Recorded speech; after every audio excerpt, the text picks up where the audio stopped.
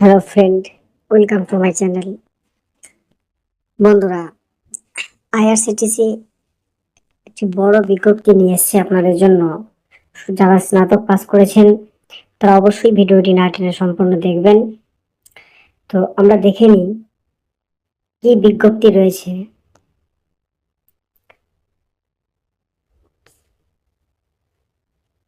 এখানে আমরা দেখতে পাচ্ছি শুধুমাত্র ইন্টারভিউ এর মাধ্যমে আপনাদের নিয়োগ করা হবে। অনলি দেখতে পাচ্ছেন ওয়াক ইন ইন্টারভিউ, অর্থাৎ কোনো রকমের কোনো পরীক্ষা হবে না। শুধুমাত্র যারা ইন্টারভিউ দেবে, ইন্টারভিউয়ে যারা কোয়ালিফাই করতে পারবে তাদেরকে নিয়োগ করা হবে। টোটাল পদ আছে এখানে আপনারা দেখতে পাচ্ছেন 92টা। যে পদের জন্য নিয়োগ হবে সেটা হচ্ছে হসপিটালিটি মনিটর, 92 পোস্ট, অর্থাৎ 92টা পোস্টের জন্য আপনাদের নিয়োগ করা হবে। বেতন থাকছে 30,000 টাকা প্রতি মাস,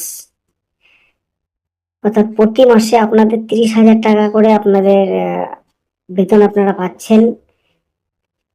এবার কি কোয়ালিফিকেশন লাগছে আমরা সেই জায়গাটা এবার দেখে নেব। এডুকেশনাল কোয়ালিফিকেশন লাগছে ফুল টাইম বিএসসি। আপনার যদি ফুল টাইম আপনি বিএসসি গ্র্যাজুয়েট হন in hospitality and hotel administration from a central or state institute, অর্থাৎ আপনার যদি হসপিটালিটি অ্যান্ড হোটেল অ্যাডমিনিস্ট্রেশনের উপর বিএসসি করা থাকে তাহলে কিন্তু আপনি আবেদন করতে পারবেন। অথবা যদি কারোর এটা না থাকে, অথবা যদি কারোর বিবিএ বা এমবিএ থাকে, তাহলে তিনিও আবেদন করতে পারবেন। কিন্তু বিবিএ বা এমবিএটা থাকবে Indian culinary institutes under ministry of ট্যুরিজমের আন্ডারে। যদি এটাও না ফুলফিল করতে পারেন তাহলে থাকছে BSc in hotel management and catering science from government recognised university, অর্থাৎ আপনি যে কোনো গভর্নমেন্ট রেকগনাইজড ইউনিভার্সিটি থেকে যদি আপনি হোটেল ম্যানেজমেন্টের ওপর বিএসসি করে থাকেন তাহলেও কিন্তু আপনি এখানে অ্যাপ্লাই করতে পারবেন। যদি এটাও না থাকে তাহলে আপনি ট্যুরিজম অ্যান্ড হোটেল ম্যানেজমেন্টের ওপর যদি আপনার এমবিএ করা থাকে তাহলেও কিন্তু আপনি আবেদন করতে পারবেন। অর্থাৎ এখানে যতগুলো কোয়ালিফিকেশন দেখা গেল এর মধ্যে যে কোনো একটা কোয়ালিফিকেশন যদি আপনার থাকে তাহলে আপনি আবেদন করতে পারবেন। এবার এক্সপিরিয়েন্সের কথা যেটা না বললেই নয়, সেটা হচ্ছে ফ্রেশার্স। একদম ফ্রেশার্স যদি আপনি হয়ে থাকেন তাহলে কিন্তু আপনি আবেদন করতে পারবেন, অর্থাৎ এর জন্য কিন্তু কোনো এক্সপিরিয়েন্স লাগবে না। এবার এজ লিমিট কি আছে? এজ লিমিট আছে 1/5/2026 হিসাবে আপনার বয়স হতে হবে 27 বছরের মধ্যে। আপনার বয়স হতে হবে 27 বছরের মধ্যে যদি আপনি জেনারেল হন। তাছাড়া যদি আপনি SC ST OBC physical handicap ex serviceman হয়ে থাকেন তাহলে যেভাবে এজ রিল্যাক্সেশন পাওয়া যায় 5 বছর বা 3 বছর, ঠিক সেইভাবেই পাওয়া যাবে। ঠিক আছে, এবার আপনারা যদি জবটা পেয়ে যান তাহলে আপনাদের কোথায় পোস্টিং হবে সেটা এই কলমে ভালো করে দেখিয়েছে। দিল্লি, উত্তরপ্রদেশ, রাজস্থান, হিমাচল প্রদেশ, পাঞ্জাব, হরিয়ানা, উত্তরাখণ্ড, চণ্ডীগড়, জম্মু কাশ্মীর, ঠিক আছে, এই সমস্ত জায়গায় আপনাদের পোস্টিং দেওয়া হবে।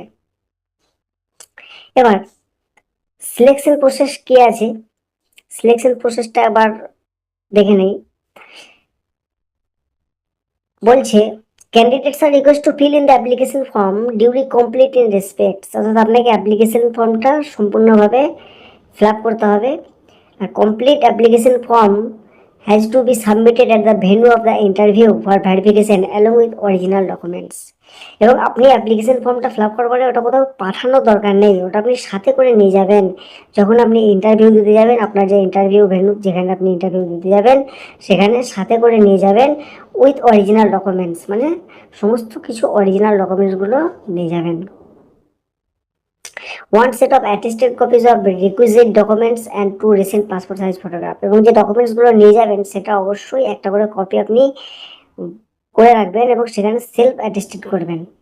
ঠিক আছে, এবার কি কি ডকুমেন্টস লাগছে সেগুলো আবার ভালো করে দেখে নেন। প্রথমে লাগছে 10th ক্লাসের মার্কশিট এবং সার্টিফিকেট, 12 ক্লাসের মার্কশিট সার্টিফিকেট, গ্র্যাজুয়েশনের মানে ইয়ার ওয়াইজ গ্র্যাজুয়েশনের অল মার্কশিট এবং সার্টিফিকেট, বা যে সমস্ত ডিগ্রির কথা উপরে উল্লেখ করা হয়েছে এডুকেশনাল কোয়ালিফিকেশন সব ইয়ার ওয়াইজ কিন্তু নিয়ে যেতে হবে। যাদের পোস্ট গ্রাজুয়েট আছে তারা পোস্ট গ্রাজুয়েটের ডকুমেন্টস নিয়ে যাবেন ইয়ার ওয়াইজ। যদি কোনো এক্সপিরিয়েন্স সার্টিফিকেট থাকে তাহলে সেটা নিয়ে যাবেন। কাস্ট সার্টিফিকেটের ক্ষেত্রে কাস্ট সার্টিফিকেট বাধ্যতামূলক অবশ্যই নিয়ে যাবেন। যদি আপনি ইকোনমিক্যাল উইকার সেকশন বা ফিজিক্যালি হ্যান্ডিক্যাপ্ট হন, সার্টিফিকেট নিয়ে যাবেন। ঠিক আছে, আর অবশ্যই এগুলোর একটা করে সেলফ অ্যাটেস্টেড ফটোকপি, অর্থাৎ একটা জেরক্স কপি নিয়ে যাবেন সেলফ অ্যাটেস্টেড করে, আর 2 কপি ফটো। আর প্রুফ অফ আইডেন্টিটি অর্থাৎ Aadhaar card, voter card identity হিসাবে নিয়ে যাবেন।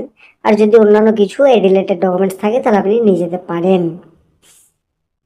এবার বলেছে যা কিছু ক্যালকুলেশন হবে, কোয়ালিফিকেশন, বয়স, এক্সপিরিয়েন্স সব কিছু কিন্তু 1/5/2026 তারিখের ওপর। মেডিকেল ফিটনেস হবে। মেডিকেল ফিটনেস কি বলছে না, আইআরসিটিসি যেভাবে মেডিকেল নর্মস আছে সেভাবে কিন্তু হবে। ঠিক আছে,